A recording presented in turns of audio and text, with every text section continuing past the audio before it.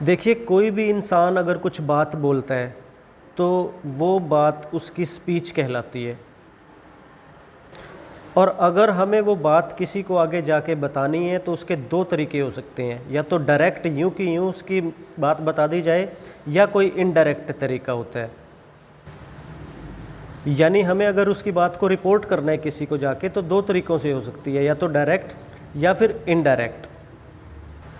जैसे टीचर ने पूछा कि आपके पापा स्कूल क्यों नहीं आए आज मुझसे मिलने, तो हम जवाब दे सकते हैं या तो वो वर्ड्स जो हमारे पापा ने यूज़ किए, या फिर हम अपनी तरफ से भी कुछ चेंज करके बता सकते हैं। जैसे देखिए कि पापा ने कहा कि मैं आज स्कूल नहीं आ सकता, तो इस बात को हम यूँ का यूँ भी कह सकते हैं कि मैम पापा कह रहे थे कि मैं आज स्कूल नहीं आ सकता, या फिर यूँ कह सकते हैं कि मैम पापा कह रहे थे कि वो स्कूल नहीं आ सकते।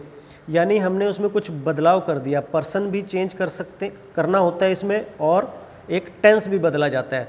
दो तरीक़ों से वो बात हम बता सकते हैं। अगर हम डायरेक्ट वो बात कहें यूँ के यूँ बिना किसी बदलाव के तो वो डायरेक्ट स्पीच होगी, और दूसरे तरीके से अगर कहेंगे तो वो इनडायरेक्ट स्पीच होगी। यानी जिस तरीके से हम रिपोर्ट कर रहे हैं किसी को किसी बात के बारे में, तो वो हमारी रिपोर्टेड स्पीच कहलाती है।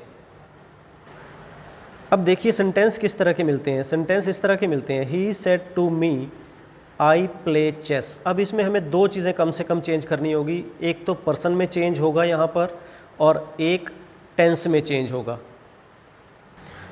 उसके लिए ये जानना ज़रूरी है कि जो बाहर वाला पार्ट है, कॉमा से जो बाहर रखा हुआ है पार्ट, ये वाला, ये हमारा रिपोर्टिंग वर्ब कहलाता है, और इसके अंदर एक सब्जेक्ट हो जाता है जिसके जो बिल्कुल शुरू में होता है, और जिससे बात कही जाती है वो ऑब्जेक्ट हो जाता है। और जो ये कॉमास में रखा हुआ है ये हमारी रिपोर्टेड स्पीच होती है। ये वो शब्द होते हैं जो किसी और के द्वारा कहे गए हैं, और हमें इन्हीं के बारे में किसी और को बताना है, या तो डायरेक्ट वे में या फिर इनडायरेक्ट वे में।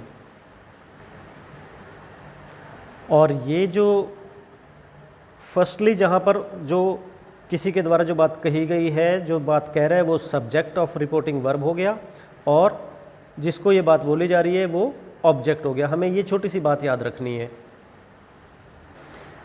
इसके बाद दो मेन चेंजेस आएंगे, एक तीसरा चेंजेस भी होगा, लेकिन मेन दो चेंजेस होंगे। एक तो टेंस चेंज हो जाएगा और एक पर्सन चेंज हो जाएगा।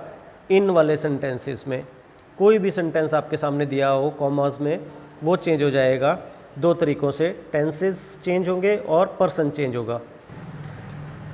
टेंस कब चेंज होगा? जब ये बाहर वाले रिपोर्टिंग वर्ब जो है ये पास्ट टेंस में अगर होगी, ये ध्यान रखना है, तभी अंदर का टेंस चेंज होगा, अदरवाइज सिर्फ पर्सन चेंज होगा। टेंस चेंज करने का बिल्कुल सिंपल सा तरीका है। जो प्रेजेंट वाले टेंस हैं वो सीधे अपने सामने वाले पास्ट में चले जाएंगे। जैसे इसमें देखिए, ये आप स्क्रीनशॉट ले सकते हैं। प्रेजेंट इंडेफिनिट पास्ट इंडेफिनिट में, प्रेजेंट कॉन्टिन्यूस पास्ट कॉन्टिन्यूस में, प्रेजेंट परफेक्ट पास्ट परफेक्ट में, और present perfect continuous past perfect continuous में चला जाएगा।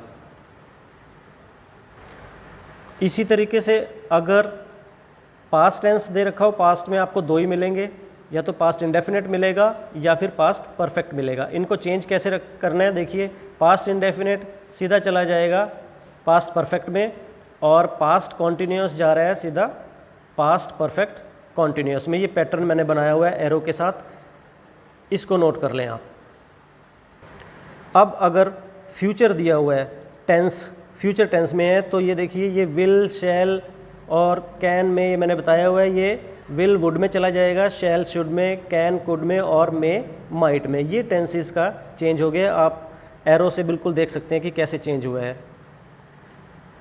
तो यहाँ ये बड़ा इंपॉर्टेंट है कि दो चीज़ें चेंज होनी है, टेंसेस चेंज होने हैं और पर्सन चेंज होना है। इसके अंदर आई प्ले है तो ये प्ले का प्लेड हो गया, ठीक है।